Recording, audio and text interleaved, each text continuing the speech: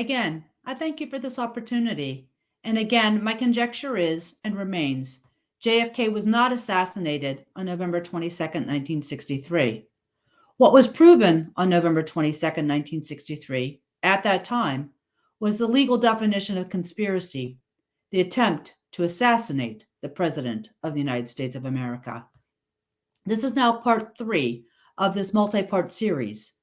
As I prepared this PowerPoint called President John F. Kennedy Assassination Attempt, November 22nd, 1963, to assist with this further deep dive, including applicable visual photo, video clips to accompany my remarks, even deeper than my previous remarks. Ready to continue? And again, as we proceed, I want to hear your audiences, your questions and comments, aha moments along the way, to make sure I've already addressed the question later in the series, and to pulse where you are as well, particularly your aha moments. Okay? Oh, it's going to be very interesting. All the twists and turns and where we end up, surprises and aha moments all along the way. So we will now go to part 3 of the PowerPoint to continue our journey. Okay, so now I want to start again with this video, JFK Revisited Through the Looking Glass by Oliver Stone, that originally premiered on July 12th, 2021 at the 2021 Cannes Film Festival and was first available in the United States on November 12th, 2021. I first watched it on November 28th, 2021. I will now play this video, portions thereof, so you can see as well.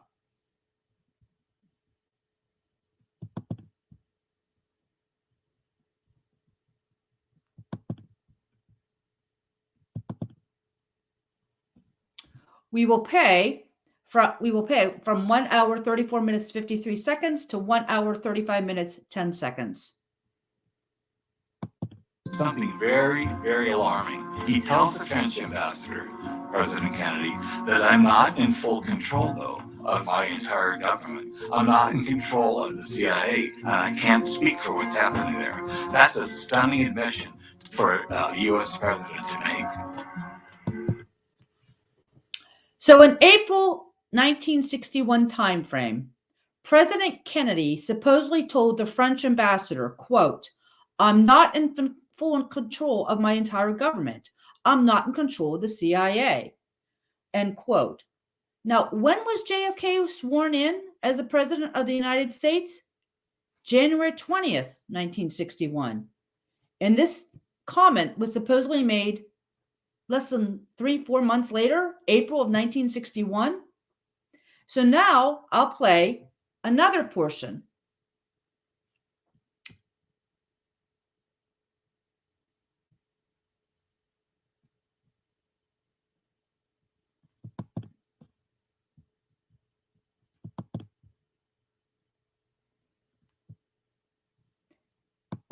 This is going to be from 138 to 138:23.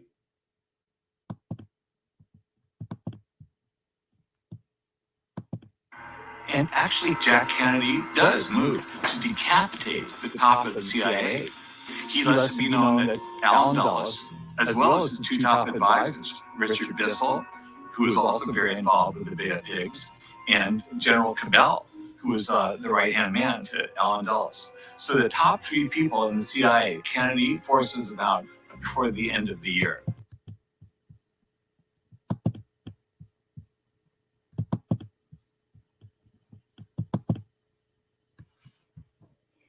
Okay, so later in the year, that year, supposedly 1961, right?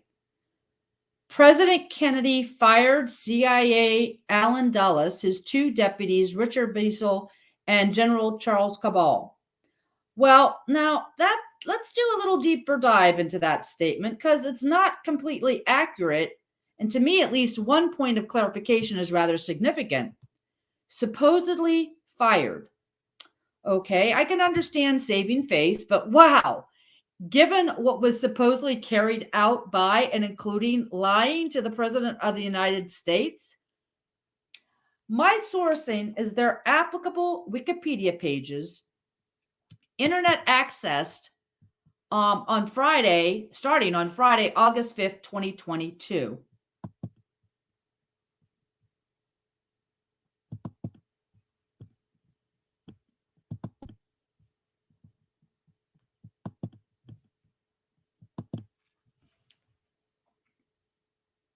First, CIA Allen Dulles fired, supposedly handed in a resignation letter effective November 29, 1961. Okay, that works for later in the year, in the same year, but doesn't really support being fired, and given he was presented an award the day before. Then look at this. This will be significant in the timeline of events when we further discuss Watergate and my related conjectures. Allen Dulles supposedly died on January 29, 1969.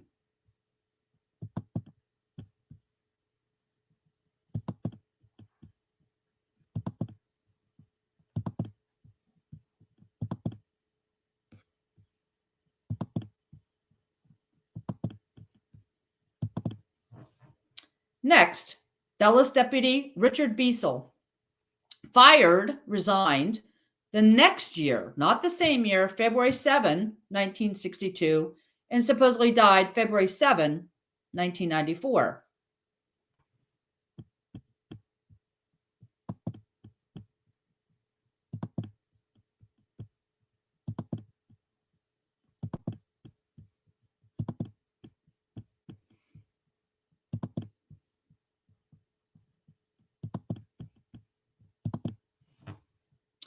Okay, so now this one I found very, very interesting. Dulles Deputy Charles Cabell, U.S. Air Force General, CIA Deputy Director, and brother of Mayor of Dallas at the time of the JFK assassination attempt in Dallas on November 22nd, 1963. Fired, forced to resign on January 31st, 1962. Okay, so this I find of extreme significance. And again, this will be significant in the timeline of events and my conjectures regarding Watergate. Cabell supposedly died on May 25th, 1971. Supposedly died at a medical exam where? At Joint Base Myer-Henderson Hall. Wow, did you know this? That Cabell supposedly died during a medical exam at a U.S. military installation. Now that is very, very interesting. And we'll come back to this shortly. Where were the conspirators of the assassination of President Abraham Lincoln hung? At a nearby facility that would become Fort McNair, part of the now very same U.S. military installation as Joint Base Myer-Henderson Hall. So were you aware of this? Of this linkage connection? Given my previous remarks regarding John Wilkes Booth and this applicable British connection, and now this linkage as well. So now, given my conjectures of that assassination, President Abraham Lincoln's assassination, as well as given my conjecture as to who a chief coordinator of JFK's assassination attempt was. And given my recent podcast with Christy Tasker of Patriots Perspective of Wednesday, August 17, 2022, to include regarding the same Fort Myer, Joint Base Myer-Henderson Hall connections to 9/11, which, by the way, with close proximity to Arlington National Cemetery, seeing any connections, interlinkages, patterns here? I would like to now go back to the Oliver Stone JFK Revisited.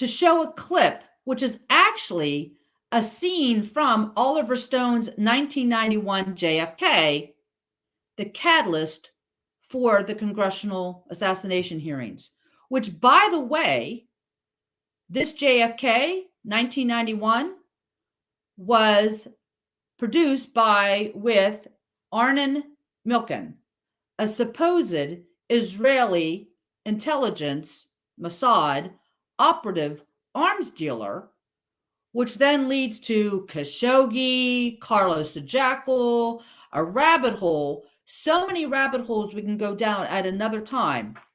But now I'm going to play this from 129:45 to 130:15. So dangerous to be established. Is that why? That's a real question, isn't it? Why? The how and who is just scenery for the public. Oswald, Ruby, Cuba, Mafia, keeps them guessing. Kind of politics, asking the most important question: why? Why was Kennedy killed? Who benefited? Who has the power to cover it up? So again, to highlight, is that why? Now that's a real question, isn't it? Why? The how and the who is just scenery for the public, prevents from asking the most important question: why? Who benefited? Who has the power to cover it up? Who? End quote. Now, given my personal linkage to the August 7, 1998 East Africa Embassy bombings, I want to focus on that aspect. Also realizing with such things as this, and that as I've described previously, just like pulling the proverbial right string in an audit, the entire sweater unravels. Once you have a camel's nose under the tent, this small, seemingly innocuous detail opens the door for the larger, clearly nefarious actions by players to be exposed, actual names of players revealed, with direct linkages by connecting the right dots, so what I call the one long continuum. So next, I will play this from 1 hour, 35 minutes, 11 seconds.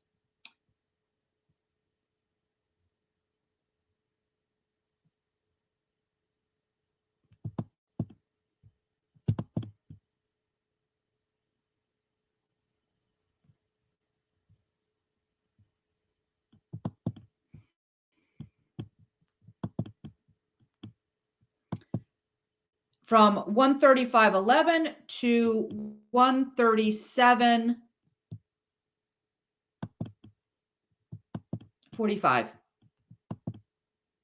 In 1960, the Congo had been granted its independence from Belgian colonial rule and carried out a democratic election.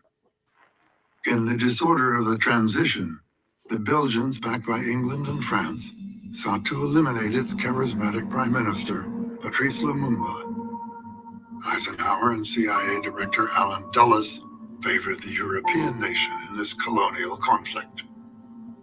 Eisenhower gave the go-ahead to have Lumumba assassinated. Kennedy never knew this. He gets elected the following November of 1960, and he heads in the opposite direction.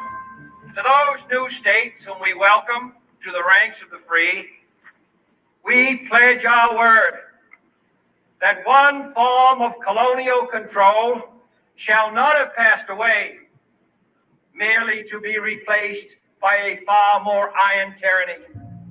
But events are already in motion. With the backing of British and U.S. intelligence and arms, Colonel Joseph Mobutu's forces captured President Lumumba at the beginning of December 1960. Dag Hammarskjöld, the UN Secretary General, calls JFK, who's the president-elect at this point, and asks him to intercede to get Lumumba released from prison. When Kennedy intervenes to save Lumumba, that's a signal directly to the CIA that they have to dispatch this guy immediately. And so 48 hours before Kennedy takes the oath of office, Lumumba is delivered into the hands of his enemies. He's taken out and shot in the head. Kennedy doesn't know this until months later. Who finally tells him? The CIA? No, they still keep it a secret. He's informed by his UN ambassador, Adlai Stevenson. His face crumples. He's holding his hand. He's grimacing in anguish, hearing about the assassination of Patrice Lumumba. Within a very short period of time after the assassination, Hammarskjöld died in a mysterious plane crash. The photographs show his body as the only one not burned or charred, and he had a playing card, reportedly the ace of spades, stuffed into his shirt collar above the knot of the tie. There are controversial documents that indicate Alan Dulles was involved in the sabotage of the plane.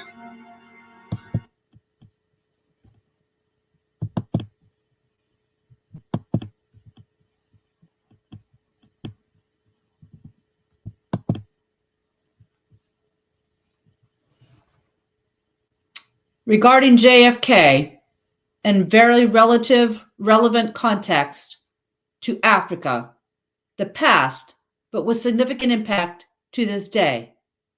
Were you aware of any of this? Okay, so fast forward just recently in July, on July 13, 2022, to be exact, just recently becoming aware of it, I watched the entire documentary of the 2019 Cold Case Hammarskjöld documentary, made by Danish director Mads Brugger and Swedish private investigator Goran Jordahl. This documentary tries to solve the mysterious death of Dag Hammarskjöld. Over the course of their investigation, they discover a crime with even further reaching consequences. It's incredible the links that were made in this documentary. Kennedy, UN Secretary General Dag Hammarskjöld's plane crash death, September 18, 1961, August 1998. So many linkages past to present, current day, including potentially Fauci himself, HIV, AIDS, COVID, and again, realizing with such things as this, and as I've described previously, just like pulling the proverbial right string in an audit, the entire sweater unravels.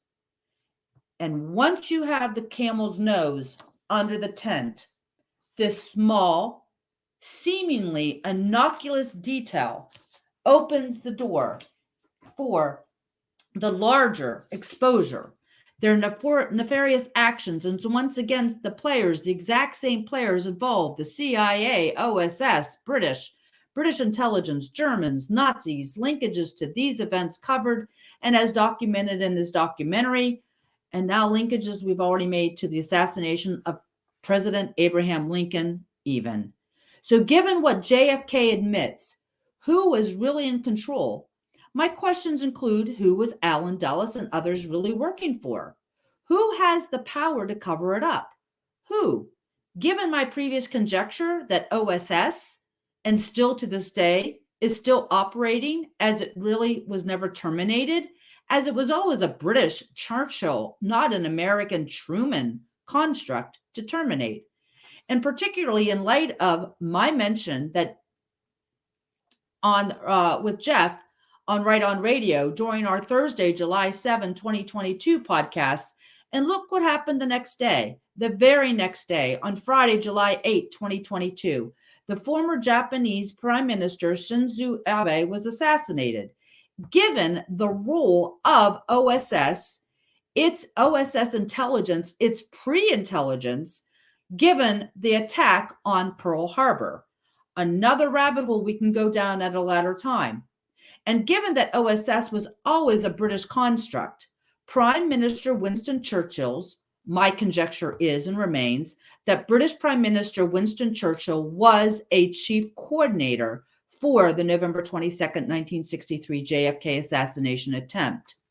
And as my conjecture is and remains, that JFK was not assassinated on November 22nd, 1963, JFK was not only alive, but very much involved in bringing to justice a chief coordinator, orchestrator, and accomplices for this.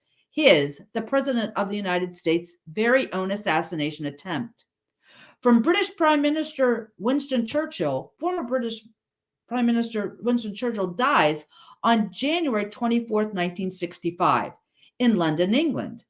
And just a coincidence, or something more, much more, particularly in its timing, so soon after the November 22nd, 1963 assassination attempt, particularly given the pattern of linkages to previous U.S. presidential actual assassinations.